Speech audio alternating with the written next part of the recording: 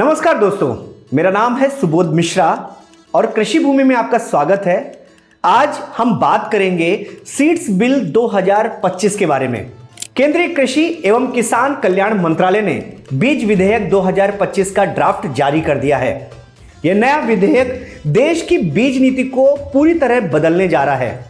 इसका उद्देश्य बाजार में उपलब्ध बीजों की गुणवत्ता सुनिश्चित करना है, नकली और निम्न गुणवत्ता के बीजों पर कठोर नियंत्रण स्थापित करना है, किसानों को बेहतर किस्मों के बीज उपलब्ध कराना है, वैश्विक स्तर के बीजों को आयात के माध्यम से सुलभ बनाना और बीज उद्योग में पारदर्शिता एवं जवाबदेही को सुनिश्चित करना है। यह विधेयक सीड्स एक्ट 1966 और सीड्स कंट्रोल ऑर्डर 1983 की जगह लेगा, जो करीब 60 वर्षों से लागू थे। आखिर नए ढांचे की जरूरत क्या है, इसके बारे में बात करते हैं। क्योंकि भारत का बीज बाजार तेजी से बढ़ रहा है और इसका मूल्य 45,000 करोड़ रुपए से अधिक आंका जाता है। कृषि वैज्ञानिकों और नीति विशेषज्ञों के अनुसार मौजूदा कानून अब तकनीकी प्रगति के अनुरूप नहीं रह गया है। नकली बीजों की बिक्री, असंगत गुणवत्ता, मिलावट, झूठे दावे वाले पैकेजिंग लेबल, आनुवंशिक रूप से संशोधित बीजों की अनियमित उपलब्धता और बीज विवादों के समाधान की धीमी प्रक्रिया जैसी समस्याएं किसानों को लगातार प्रभावित कर रही थी। 2025 का यह नया ड्राफ्ट इन सभी समस्याओं का समाधान पेश करता है और बीज प्रबंधन के लिए एक आधुनिक और वैज्ञानिक व्यवस्था लाता है। राष्ट्रीय बीज समिति का गठन ड्राफ्ट के अनुसार बीज नियमन, नीतिगत निर्णयों को और गुणवत्ता मानकों की समीक्षा के लिए एक राष्ट्रीय बीज समिति बनाई है।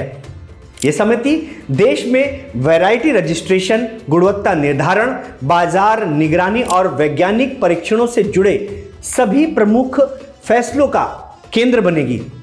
जीएम बीजों यानी कि जेनेटिक मॉडिफाइड बीजों के मामले में यह समिति पर्यावरणीय सुरक्षा और जैव सुरक्षा प्रोटोकॉल का पालन सुनिश्चित करेगी।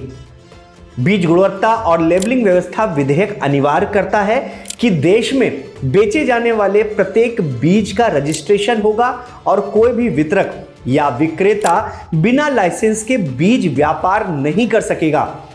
बीज कंपनियों को गुणवत्ता परीक्षण, शुद्धता स्तर, अंकुरण क्षमता, स्रोत और वैरायटी के वैज्ञानिक विवरण को पैकेजिंग पर स्पष्ट रूप से अंकित करना होगा। यदि किसी पैक पर दी गई जानकारी गलत या भ्रामक पाई जाती है तो इसे सीधे दंडनीय अपराध माना जाएगा। बीज परीक्षण प्रयोगशालाओं को सशक्त बनाया जाएगा और नए परीक्षण केंद्र भी स्थापित किए जाएंगे।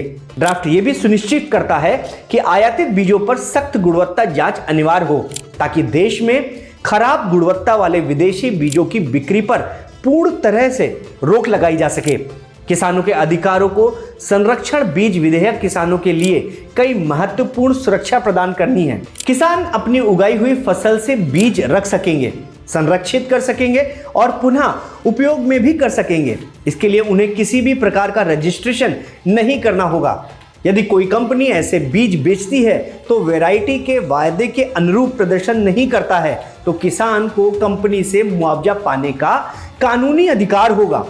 बीज विवादों के लिए त्वरित समाधान की व्यवस्था भी बनाई जाएगी, जिससे किसान लंबी कानूनी प्रक्रिया में न उलझे। दंड प्रावधान इस बिल में यह रखा गया है कि 30 लाख रुपए का जुर्माना और 3 साल की कैद। सबसे महत्वपूर्ण इस बिल का दंड देने का ढांचा होगा, जिसमें अपराधों को 3 श्रेणियों में बांटा गया है: माइनर, मध्यम और गंभीर। पहली बार हुई मामूली गलती पर चेतावनी जारी की जाएगी, जबकि दोबारा गलती होने पर जुर्माना लगाया जाएगा। मध्यम श्रेणी में पहली बार अपराध पर 1 लाख रुपए और दोबारा अपराध पर 2 लाख का दंड लगाया जाएगा। वहीं गंभीर उल्लंघनों में दंड बेहद सख्त है। पहली बार अपराध पर 10 लाख रुपए का जुर्माना है। अगर यही दोबारा अपराध किया जाएगा तो 20 लाख रुपए और तीसरी बार अपराध होने पर 30 लाख तक का रुपए का जुर्माना लगाने का प्रावधान रहेगा। ऐसे मामलों में 3 वर्ष तक की कैद भी दी जा सकती है और कंपनी का लाइसेंस भी रद्द किया जा सकता है।